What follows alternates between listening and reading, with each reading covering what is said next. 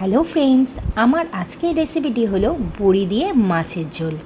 তো প্রথমে আমরা পোনা মাছগুলোকে ভালো করে লাল লাল করে ভেজে নেব। এরপর আমরা মুসুর ডালের বড়িকেও একটু লাল লাল করে ভেজে নেব।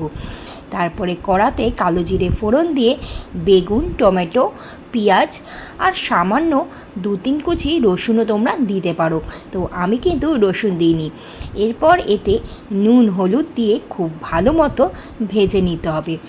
আর ভেজে নেওয়ার পর আমরা এতে দিয়ে দেব আদা বাটা আর গরম মশলার গুঁড়ো। তারপর সমস্ত মিশ্রণকে খুব ভালো মতো কষিয়ে নিতে হবে। আর কষানোর পর যখন একটু তেল ছেড়ে যাবে ঠিক এরকমভাবে আর বেগুনগুলো নরম হয়ে যাবে, তাতে আমরা 2টো লঙ্কাও দিয়ে দেব। তো ঝালটা তোমরা যে যার পরিমাণ মতন দেবে। আর যখন কষানোটা খুব ভালো মতো হয়ে যাবে তখন আমরা এখানে সামান্য অল্প একটু জল দিয়ে দেবো। তো আমরা এই মাছের ঝোলটায় খুব বেশি ঝোল রাখবো না, একটু গা মাখা মাখা রাখবো।